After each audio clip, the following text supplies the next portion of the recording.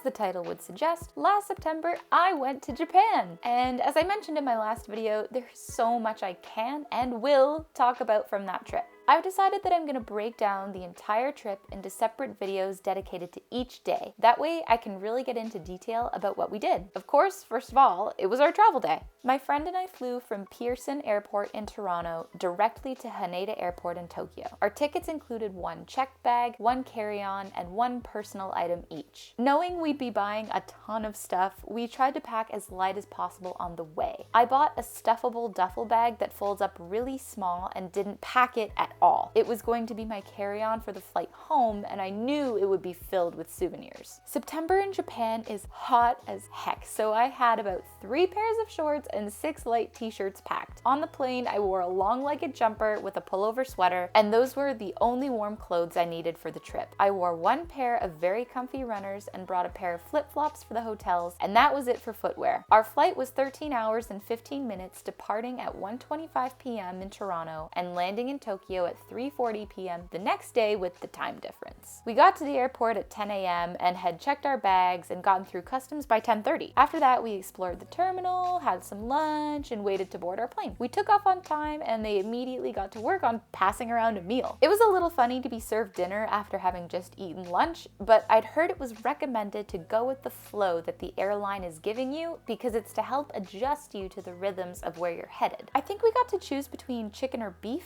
Granted, neither of us had dietary restrictions. The other things that were served were a bun with butter, a veggie medley, cold soba noodles, and a brownie. Subpar all around, and the smell of food wafting around the plane was a strange combination of delicious and nauseating. I don't really know how else to describe that. The airplane food filled a hole, but if you have the space in your personal item, I would totally recommend shoving a sandwich in there. You will definitely thank yourself. I had downloaded a bunch of movies on my iPad to watch on the flight, but I ended up almost exclusively watching movies offered on the plane and watching the ground below as we flew over Canada. I'm a geography major, so I was losing my mind when we were flying over the Rocky Mountains and I could see all of the glaciers below. Our plane had a very fancy feature where the windows had no shutters but could somehow dim electronically. We were in control at first, but eventually the whole plane went to night mode and everything out the windows was a super dark purple. I'm a really light sleeper, so the best I was able to do on the flight was shut my eyes and listen to my Minecraft playlist for a few hours. The rows of seats were 9 across in clumps of 3, and we had a window and middle seat on the right side. 6-ish hours into the flight, we switched seats so that we each got a turn with the window. Getting up to use the washroom was a big treat after sitting for such a long time, and it got to the point where my friend and I were literally scheduling our bathroom breaks ahead of time so we had something to look forward to. Breakfast was served a few hours before landing, and it consisted of an omelet,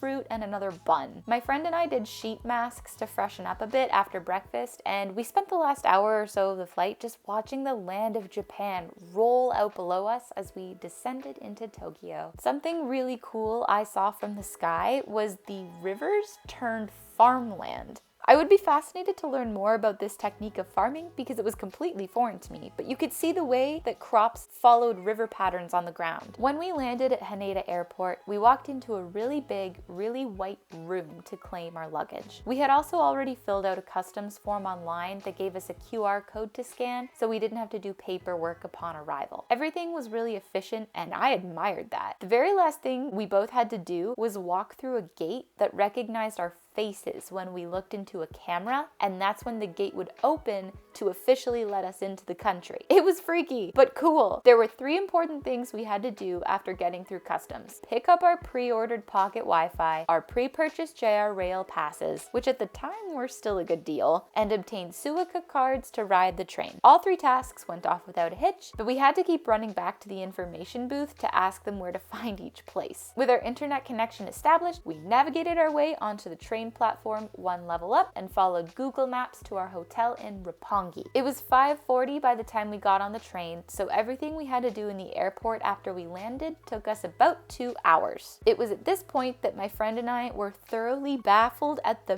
mass of people walking around the streets. They were like an endless rushing river that you just had to jump into because no one was going to pause to let you in. We were not in Canada anymore. The humidity was also oppressive because we weren't used to it yet, and by the time we made it to our hotel around 6:30 p.m., we were thoroughly soaked in our own sweat. That pattern would basically continue for the entire trip. Checking in was easy, and we were each given a complimentary bottle of water. The tap water in Japan is safe to drink, so we downed the bottles they gave us and quickly filled up our own reusable ones to walk around with. After dropping off our bags and freshening up, we ventured out into the streets to find some dinner around 7:30. My friend had found a spot within walking distance that looked good. It was called Kineya Roppongi Izumi Garden Tower. Google describes it as an udon noodle restaurant. We had a hard time finding it because we were surrounded by multi-story buildings, skyscrapers, and endless urban expanse. Every hallway was an adventure, and sometimes we couldn't even tell if we were inside or outside. Even when our waypoint was directly on the restaurant, we clearly weren't there, and it became evident that we had to go to a different floor. We found the restaurant about 15 minutes later and sat down to order. I was super jet lagged, and that really messed up my appetite, so even though dinner was spectacular, I couldn't finish it, and that was so heartbreaking. Google Lens was invaluable when it came to reading Japanese menus, and the Apple translation app took care of speaking to staff. For the most part, if my friend and I could point at the food we wanted and say, "Kore onegai shimasu," or "this please," it was enough to get by. Everyone was very understanding and kind to us, and there was only one time I felt like a stupid foreigner rather than a welcomed guest. But that was a different day. It turned out that restaurants in Japan almost always charged the table as a whole, so it would be one bill. If we wanted separate bills, we had to ask right away, and sometimes we were told it wasn't possible. It was fine, but could get a little annoying when we had to keep owing each other cash later. We passed the most beautiful Starbucks I had